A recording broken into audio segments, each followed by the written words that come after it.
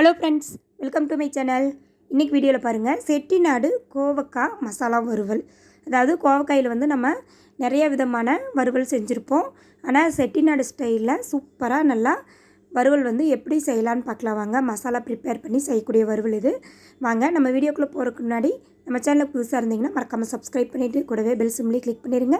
இதுக்கு 1/4 கிலோ கோவக்காய் எடுத்து நல்லா வாஷ் பண்ணிவிட்டு ரவுண்ட் ஷேப்புக்கு கட் பண்ணியிருக்கிறேன். உங்களுக்கு விருப்பப்பட்ட ஷேப்பு கட் பண்ணிக்கோங்க. இப்போ கடாய் அடுப்பில் வச்சுட்டு 4 டேபிள் ஸ்பூன் ஆயில், 1/2 டீஸ்பூன் கடுகு, 1/2 டீஸ்பூன் உளுத்தம்பருப்பு, அப்புறம் 4 பல்லு பூண்டை தட்டி சேர்த்துக்கோங்க. கூடவே கருவேப்பிலை லேசாக பொரிஞ்சு வரும். கொஞ்சமாக பெருங்காயத்தூள். இதெல்லாம் வதங்கின பிறகு நம்ம ரெடி பண்ணி வச்சுருக்கிற கோவக்காய், அதாவது நல்லா வாஷ் பண்ணிவிட்டு ரவுண்டாக கட் பண்ணி வச்சுருக்கிற கோவக்காய் சேர்த்துக்கலாம். இதை சேர்த்துட்டு ஒரு நிமிஷம் போல் நல்லா கலந்து விட்டுருவோம். எண்ணெயில் ஒரு நிமிஷம் போல் வதங்கினதையும் 1/4 டீஸ்பூன் அளவுக்கு மஞ்சள்தூள் சேர்த்துடலாம். இப்போ இதுக்கு தேவையான அளவு உப்பு, ஒரு டீஸ்பூன் அளவுக்கு சால்ட் உப்பு சேர்த்துருக்குறேன்.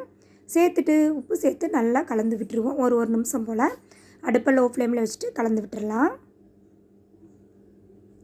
மஞ்சத்தூள் வந்து ஃபுல்லாக வந்து கலந்து வரணும். அந்தளவுக்கு நம்ம கலந்து விட்டுருவோம்.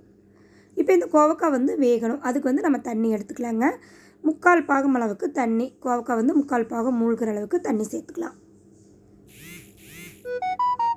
சேர்த்துட்டு நம்ம மூடி போட்டு மீடியம் ஃப்ளேமில் வச்சிடலாம். இது நல்லா வேகட்டும். இதுக்கு வந்து நம்ம மசாலா வந்து ப்ரிப்பேர் பண்ணிடலாம்.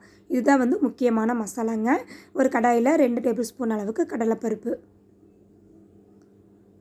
அதே அளவுக்கு 2 டேபிள் ஸ்பூன் அளவுக்கு உளுத்தம்பருப்பு. நீங்கள் வெள்ளை உளுத்தம்பருப்பு, கருப்பு உளுத்தம்பருப்பு எது வேணாலும் சேர்த்துக்கோங்க. அடுப்பை வந்து லோ ஃப்ளேமில் வச்சுக்கோங்க. வச்சுட்டு நல்லா வறுத்து விட்டுடலாம். பருப்பு வந்து ஓரளவுக்கு செவக்கணும். அது போல் வறுத்து விட்டுருவோம். பருப்பு வந்து லைட்டாக செவந்து பிறகு நம்ம ஜீரகம் வந்து இப்போ சேர்த்துக்க போகிறோம். சீரகம் வந்து சீக்கிரமாக கரிஞ்சிடும். அதனால் பருப்பு ஓரளவுக்கு செவந்த பிறகு 1/2 டீஸ்பூன் அளவுக்கு ஜீரகம் சேர்த்துக்கலாம். இது கூட காரத்துக்கு தேவையான மிளகாய், நான் வந்து 2 மிளகாய் எடுத்துருக்கிறேன். காரம் வந்து சரியாக இருக்கும். அதாவது எங்கள் மிளகாய் வந்து நல்ல காரம், அதனால் 2 மிளகாய் எடுத்துருக்கிறேன். உங்கள் மிளகாய் காரத்துக்கு தகுந்த மாதிரி நீங்கள் எடுத்துக்கோங்க. இதை நல்லா வறுத்து விட்டு ஆற விட்டுடலாம். இந்த அளவுக்கு பவுட்ரு பண்ணி எடுத்துக்கோங்க. ரொம்ப கோர்ஸாகவும் இருக்கக்கூடாது.